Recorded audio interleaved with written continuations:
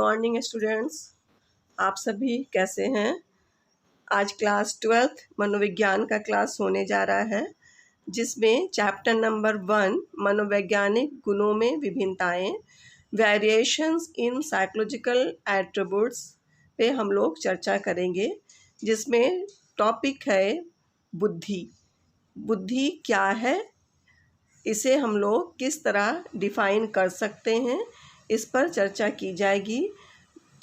मैं डॉक्टर आना मुजीब, मनोविज्ञान विभाग, मरवाड़ी कॉलेज रांची। अब हम लोग देखते हैं कि बुद्धि शब्द का प्रयोग सबसे पहले किसने किया था। 1885 ईस्वी में 1885 ईस्वी में फ्रांसिस गाल्टन ने सर्वप्रथम बुद्धि शब्द का प्रयोग किया। इसके अलावा कई मनोवैज्ञानिकों ने बुद्धि से संबंधित परिभाषाएं दी हैं और बुद्धि के बारे में बताया है, लेकिन बुद्धि को पूरी तरह से परिभाषित नहीं किया जा सकता है। बुद्धि अमूर्त प्रत्यय होती है। अमूर्त का अर्थ होता है दिखाई नहीं देना, या जिसे हम नहीं देख सकते हैं। आप लोग जब गौर करेंगे तो देखेंगे कि बुद्धि को हम देख नहीं सकते हैं, बल्कि योग्यताओं के आधार पर बुद्धि को जानने की कोशिश करते हैं, या कह सकते हैं कि योग्यताओं के माध्यम से ही बुद्धि को जाना जाता है। विभिन्न प्रकार की योग्यताओं का नाम बुद्धि है, यह भी हम कह सकते हैं। हमारे पास जितनी भी योग्यताएं हैं, जैसे मानसिक योग्यता, अधिगम की योग्यता, शारीरिक योग्यता, समायोजन की योग्यता, अमूर्त चिंतन की योग्यता, इन सभी के माध्यम से बुद्धि को जाना जाता है। और यह भी हम देखेंगे कि बुद्धि को केवल हम माप सकते हैं। आज के समय में एक विचारधारा और आई है, जीवन की समस्याओं को हल करने का गुण बुद्धि है। हमारे जीवन में जो भी समस्याएं आती हैं, उनको हम जितना जल्दी हल कर लेते हैं, उसका समाधान ढूंढ लेते हैं, वह बुद्धि कहलाता है। यह वर्तमान की धारणा है। अल्फ्रेड बिने ने भी बुद्धि का सबसे सफल परीक्षण किया और अंधविश्वास का अंत किया। अंधविश्वास का अर्थ क्या है कि पहले अंधविश्वास के अनुसार ये कहा जाता था कि जो व्यक्ति मोटा है, नाटा है, उसके अंदर बुद्धि कम है, और जो व्यक्ति लंबा चौड़ा यानी पर्सनालिटी में अच्छा है, उसके पास उतनी अधिक बुद्धि है, या वह उतना अधिक बुद्धिमान है। लेकिन इस बात को आधुनिक समय में नकारा गया और कई मनोवैज्ञानिकों ने अलग अलग ढंग से बुद्धि को परिभाषित किया। किसी ने क्या कहा कि बुद्धि अभियोजन की योग्यता है, किसी ने कहा बुद्धि सीखने की योग्यता है, किसी ने कहा बुद्धि अमूर्त चिंतन की योग्यता है। यानी कुल मिलाकर अगर देखा जाए तो जिस व्यक्ति के पास जितनी अधिक योग्यता है, उसके पास उतनी अधिक बुद्धि माना गया। इन सभी बातों को जानने के बाद वर्तमान में बुद्धि के संदर्भ में जीवन की समस्याओं को हल करने का जिस व्यक्ति में सर्वाधिक गुण होता है, उसे उतना अधिक बुद्धिमान कहते हैं। उसी के आधार पर बुद्धि की कुछ धारणाएं आई। मनोवैज्ञानिकों ने अपने अपने हिसाब से बुद्धि के अवधारणाओं को बताया और उसके आधार पर ही बुद्धि को परिभाषित करने की कोशिश की। हम लोग देखते हैं कि बुद्धि की अवधारणा क्या है, कंसेप्ट ऑफ इंटेलिजेंस। तो सबसे पहले ऐसे मनोवैज्ञानिक आते हैं जिनका मानना है कि समायोजन की योग्यता ही बुद्धि है, एडजस्टेबिलिटी। जिसमें क्या है, स्टर्न नामक मनोवैज्ञानिक आते हैं, कॉल्विन आते हैं, फ्रीमैन आते हैं। स्टर्न का कहना क्या था कि नई परिस्थितियों के साथ सफल अभियोजन करने की क्षमता ही बुद्धि है। उसी तरह से कुछ और मनोवैज्ञानिकों ने बुद्धि से संबंधित कहा कि सीखने की योग्यता बुद्धि है, एबिलिटी टू अर्न, जिसमें बंकिमहम, डियरबर्न, थॉर्नडाइक, फ्रीमैन आदि मनोवैज्ञानिक आते हैं। इनका मानना क्या था कि किसी भी विषय वस्तु को व्यक्ति जितना जल्दी सीखता है उसके पास उतनी अधिक बुद्धि कही जाएगी। उसके बाद फिर आता है अमूर्त चिंतन की योग्यता, एबिलिटी टू थिंक एब्स्ट्रैक्टली। इसमें अल्फ्रेड बिने आते हैं, स्पीयरमैन, टरमैन, फ्रीमैन आदि आते हैं। इनका मानना क्या है कि अमूर्त चिंतन करने की योग्यता ही बुद्धि है। फिर आधुनिक समय में समग्र योग्यता संबंधी विचारधाराएं भी आई। Concept related to global capacity, जिसमें वेशलर आते हैं, स्टोडार्ड आते हैं और एक्सनाइट आते हैं। इनके अनुसार क्या है? इनके अनुसार बुद्धि विभिन्न ज्ञान शक्तियों जैसे सीखने की शक्ति, स्मरण शक्ति, चिंतन शक्ति, समायोजन शक्ति आदि का समग्र रूप ही बुद्धि है।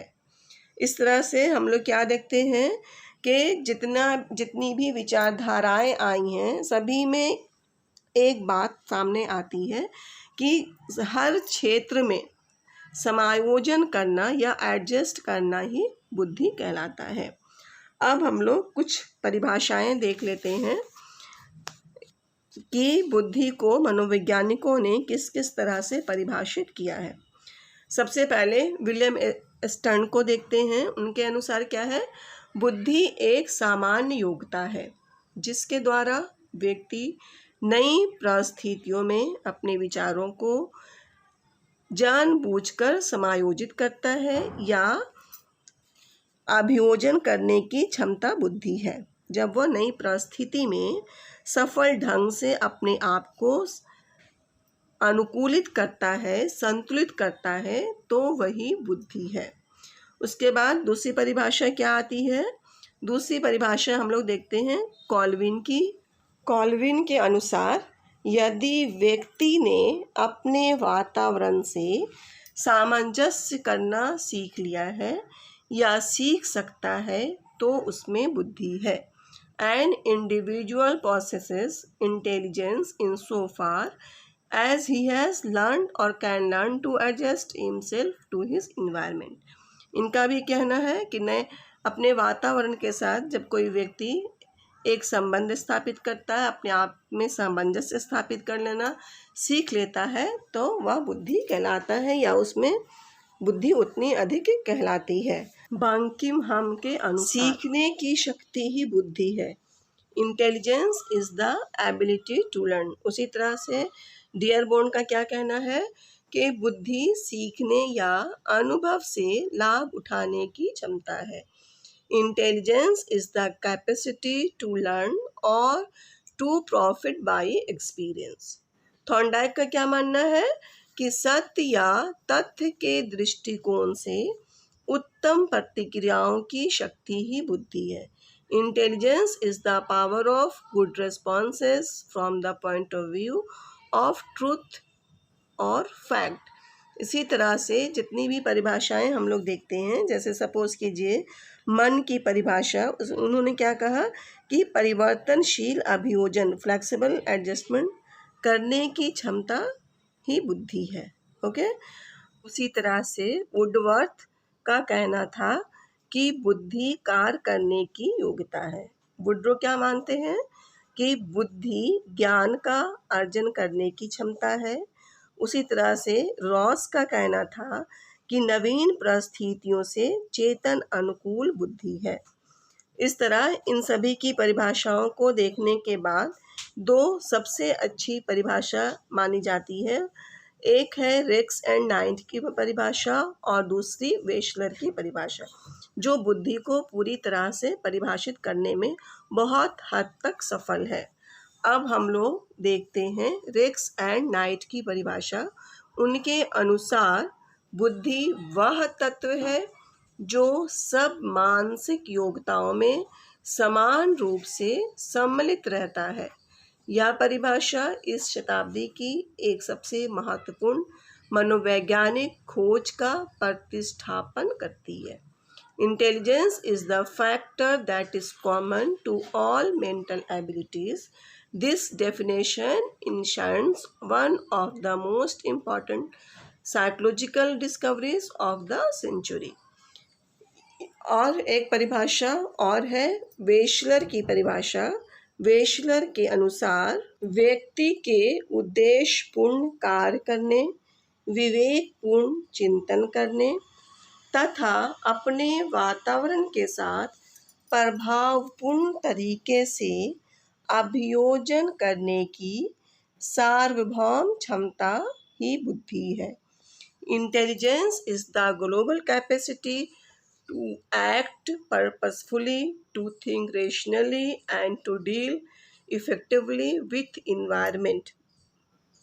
यहाँ क्या है, वेशलर की परिभाषा में सारी बातें आ जाती हैं कि उद्देश्यपूर्ण कार्य करना या जो चिंतन व्यक्ति करता है वो विवेक होना चाहिए, अपने वातावरण के साथ प्रभावपूर्ण तरीके से अभियोजन करना, इन सारी क्षमताओं को ही बुद्धि कहा जाएगा। ओके, ये इन सारी परिभाषाओं को देखने के बाद एक बात जो स्पष्ट रूप से सामने आती है वह है अभियोजन करने की क्षमता, एबिलिटी टू एडजस्ट। यहाँ क्या कहा जा रहा है, जितनी भी परिभाषाएं हम लोग देख रहे हैं वो किसी न किसी रूप में एडजस्ट करने को सिखा रही है कि एडजस्ट करना या अभियोजन करना ही बुद्धि है। जो व्यक्ति जितना जल्दी सीखने के क्षेत्र में अपने आप को संतुलित करता है, जल्दी सीख लेता है, किसी नई परिस्थिति में अपने आप को अनुकूलित कर लेता है, यानी अपने आप को एडजस्ट कर लेता है, वही बुद्धि कहलाती है। इसलिए हीलगार्ड ने कहा है कि बुद्धि वही है जिसे बुद्धि परीक्षण मापता है। Intelligence is that which intelligence test measures. आए समझ में आप लोगों को?